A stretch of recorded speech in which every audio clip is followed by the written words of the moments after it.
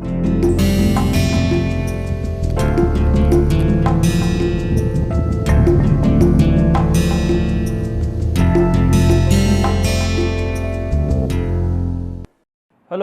welcome to another module in this massive open online course. So, we are talking about OFDM, which as I have already told you is one of the dominant waveforms that is used in 4G, 5G cellular standards as well as Wi-Fi and so on, and we are trying to understand the implications of linear algebra in OFDM. How can linear algebra be used to model and analyze this OFDM system, and the point at which we are in currently is the following thing. We have the OFDM system models, right. So, we have the OFDM, orthogonal frequency division multiplexing. So, we have the OFDM system model, that is y bar equal to HC times x bar plus W bar. This of course is the noise. We will not dwell upon this too much, except to realize that noise is a very important aspect of any communication system. So, this, if you look at this vector, this is y0, y1, yn minus 1, this is the output. This of course is your HC, which we have talked about at length, and you have your x bar, which is x0, x1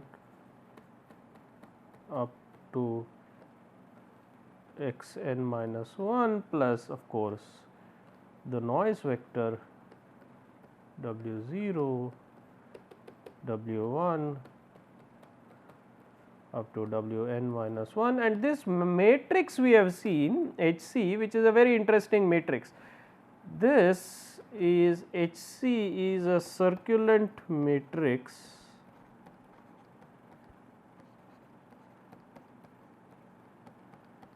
In fact, we have derived the eigenvalue decomposition of a circulant matrix in terms of the channel taps.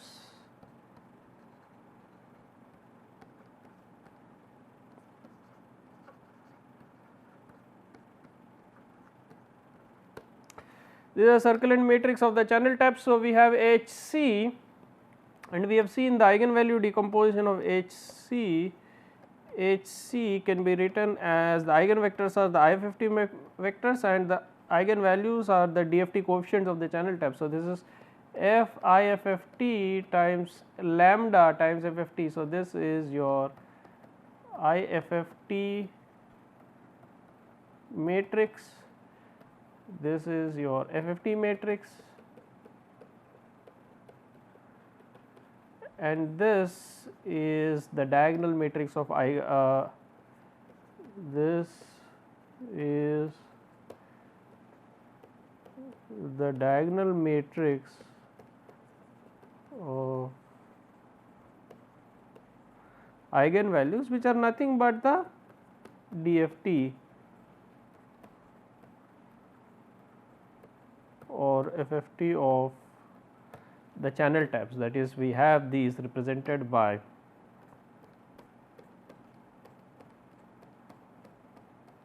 A0 H1 up to Hn minus 1, where H of k is nothing but the DFT, kth DFT point. So, this will be n equal to 0 to n minus 1 Hn e raised to minus j 2 pi kn divided by n. These are the eigenvalues. This is the kth eigenvalue.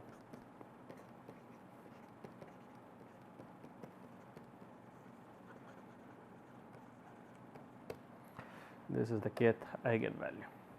Let us now use this eigenvalue decomposition of this circulant matrix to analyze the OFDM system.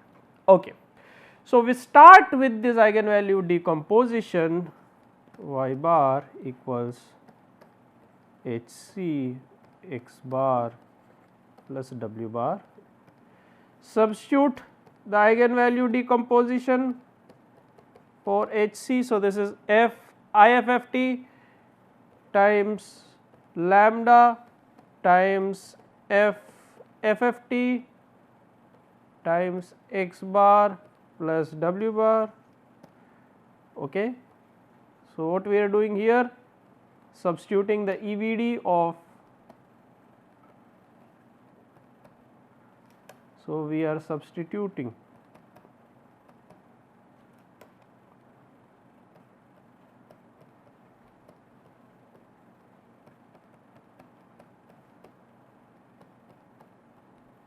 the eigenvalue decomposition of HC. Now, the next step, so this is we are talking about the OFDM procedure, right.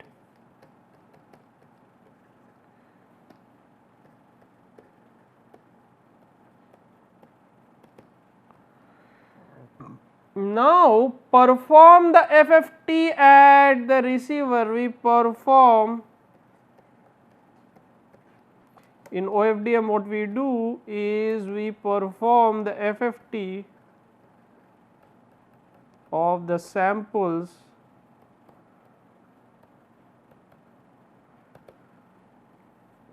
at the receiver, which is basically, as we all know, represented by FFT times y bar. So, this will be equal to FFT times whatever is there here, that is IFFT times lambda times IFFT times lambda times FFT times x bar plus w bar, which is equal to FFT into FIFFT. Now, that is identity, we know that. So, thus what we are left is simply lambda times FFT times x bar plus FFT times w bar. We will call this as the output noise of the FFT, capital W bar. So, here we are using the property, so at FFT small y bar we will denote by capital Y bar. So, we have y bar, capital Y bar equal to lambda times FFT times x bar plus capital W bar, which is nothing but FFT times W bar, where we are using the property FFT into FIFFT is identity, right. So, these are inverse of each other. So, using the property, so this uses the property FFT into FIFFT equals identity. So, this is the property that we are using. So, this implies we have y bar equals lambda times FFT times x bar plus capital W bar. So, you can think of this as the post processing, this performing FFT at the receiver, this is basically equal to post processing or the processing at the receiver, right. So, this is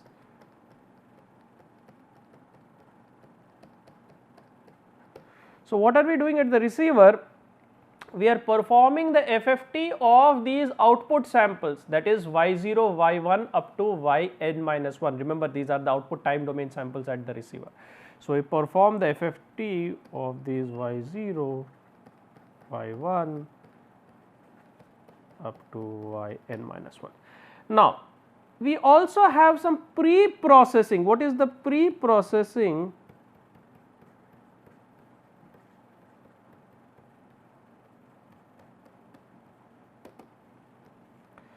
Now, the pre-processing step is the following thing.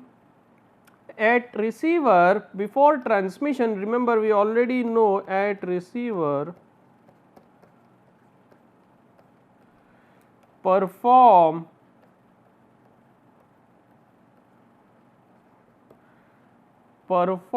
the IFFT. Remember, we have already seen this step, perform the IFFT.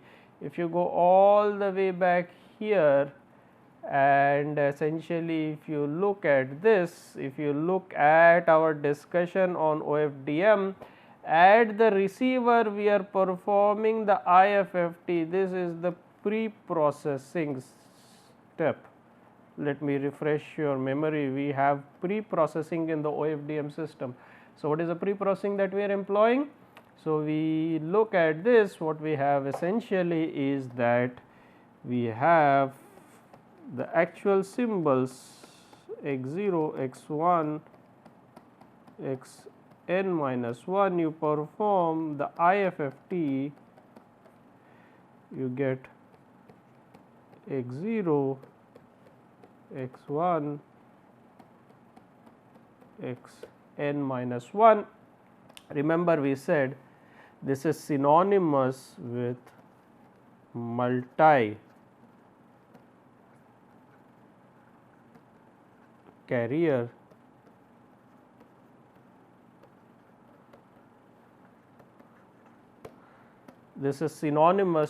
multi-carrier transmission. Therefore, what we essentially have is, if you look at these samples, that is, you have the x0, x1, xn minus 1, these can be expressed as the IFFT matrix, right, the IFFT matrix times capital X0, capital X1 times capital X n minus 1. And as we know, these are simply the samples in the time domain, and these are actually the symbols. These are actually the communication symbols in the frequency domain. So, we have x bar equals FFT times capital X bar, right. So, this is your vector small x bar, this is your vector capital X bar. So, this is our pre-processing step. So, we have the transmit vector. So, this is essentially the pre-processing step.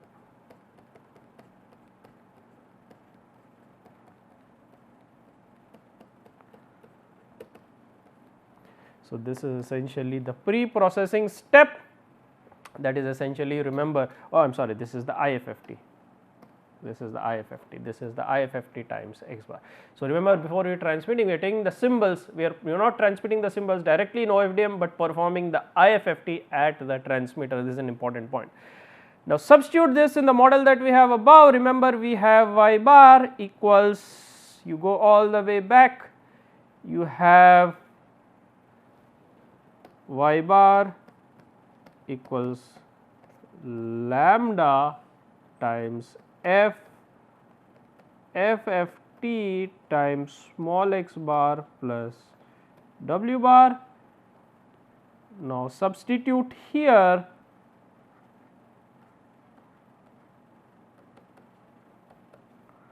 the fact that small x bar equals F IFFT times capital X bar, and therefore, we will have y bar equals lambda times F FFT times F IFFT times capital X bar plus W bar. Once again, you see F FFT times F IFFT, this is identity, and therefore, we are left with this wonderful model y bar equals lambda times x bar plus w bar. We are left with this wonderful model. This is the wonderful OFDM model. Why am I calling this as a wonderful model? we are left with this wonderful model. Why am I calling this wonderful? The reason is obvious. Lambda is a diagonal matrix. From a matrix that is completely filled, a circulant matrix, we have now come to a matrix which is diagonal, and we like diagonal matrices because diagonal matrices are easy to invert, easy to process, easy to apply. That is what makes OFDM really efficient, that decoupled nature with the diagonal, which the diagonal matrix uses. So, this is a diagonal,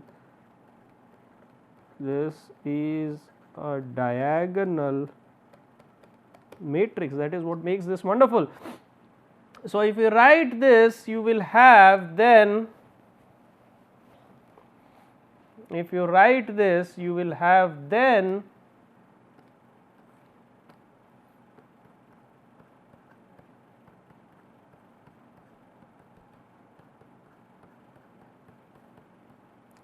y0, y1 up to yn minus 1. This is equal to the diagonal matrix h0, h1 up to hn minus 1 times x0, x1 up to xn minus 1 plus your noise, which is w0, w1 up to wn minus 1. And because this is a diagonal matrix, remember this is nothing but your diagonal matrix, this is your lambda, this is your y bar, this is your x bar, this is your w bar, and this is a diagonal matrix. This is diagonal implies the different symbols are decoupled. That is the big advantage that you have. So, if you look at y0 equal to h0 x0 plus w0, no interference from x1 or any symbol, y1 equal to h1 into x1 plus w1, so on and so forth. So, if you write this thing, you will realize you will have y0 equal to h0 x0 plus w0, y1 equal to h1 x1 plus w1, so on, yn minus 1 equals hn minus 1 xn minus 1 plus wn minus 1. And if you look at this, these are n decoupled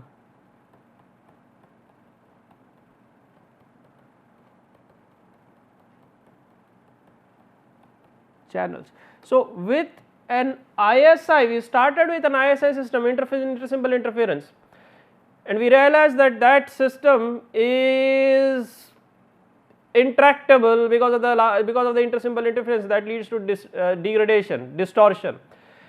And then we applied OFDM on that, and what has resulted is that this results in a very nice convenient framework where you have these n decoupled channels in which each output y0, look at this, each y0 depends only on x0, y1 depends only on x1, so on y capital N minus 1 depends only on small x n minus 1, which is not there in the OFDM system because of the, which is not in the conventional single carrier system because of the intersymbol interference, right. So, if you look at this system, the great advantage of this system, the beauty is that you have yk equals hk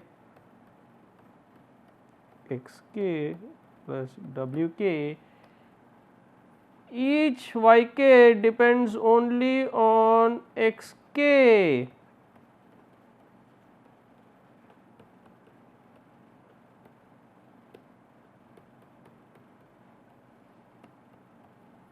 This implies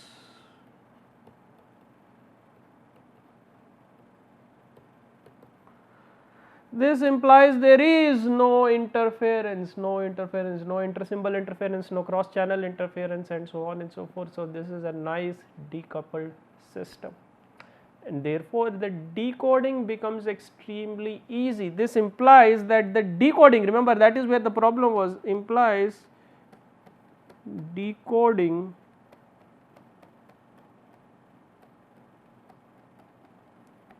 well, I should not say easy, maybe that is simply taking it too far, it is relatively easy, let us say that, okay, low complexity. How are we doing the decoding? You take yk, you divide it with hk, that simply gives you xk plus wk divided by hk, which is of course the noise, but you have a estimate of xk. So, this is your x hat k, this is the estimate of the symbol x hat k, this is known as single tap equalization, this is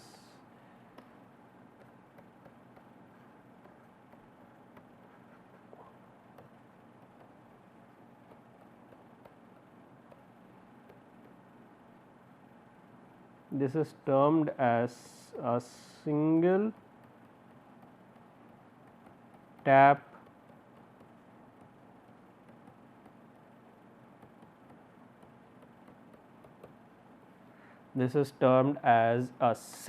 tap equalizer, because you have only one tap, that is hk, in each channel, kth channel you are dividing it by hk, which is the channel coefficient. By the way, this is known as the kth subcarrier, right. So, this is the k, remember this is the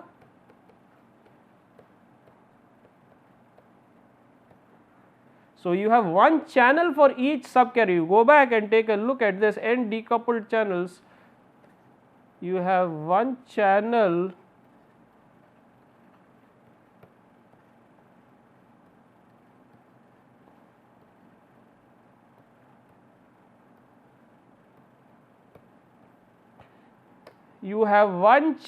for each subcarrier k, that is essentially what you have, and therefore, what I have is now n such decoupled channels. So, what is OFDM doing? OFDM is essentially taking this intractable, unwieldy,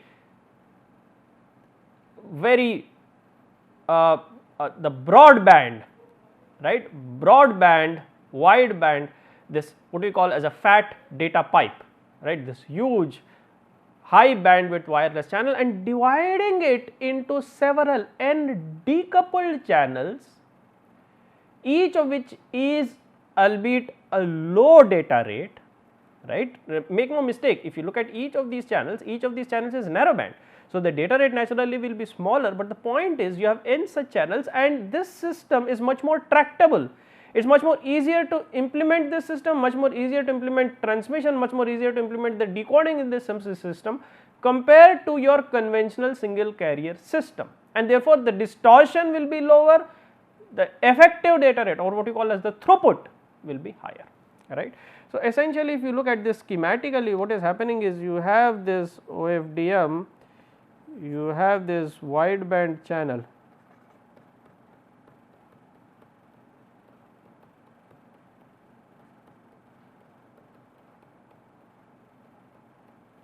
you have this wideband channel, and what OFDM does is takes this wideband channel, converts it into n parallel, splits this into n parallel, right. OFDM splits this into n parallel narrowband channels, that is essentially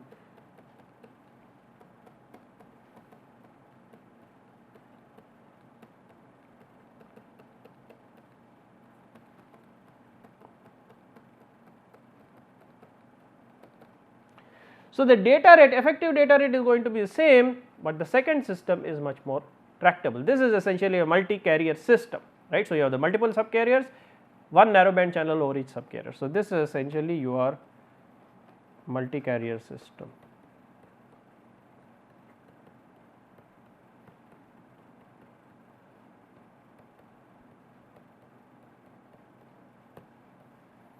This is essentially your multi carrier system, and therefore, this avoids interference, enables high speed transmission of data. This avoids intersymbol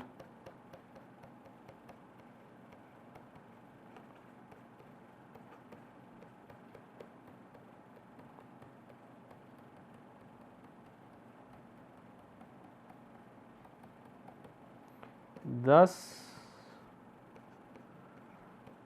enables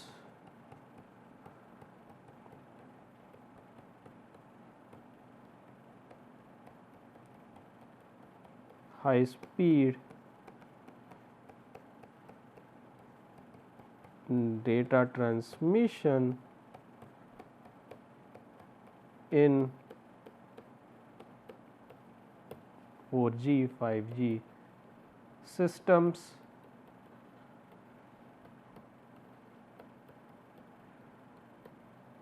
plus Wi-Fi. It enables high speed data transmission in 4G, 5G systems and Wi-Fi. That in essence is summary of OFDM.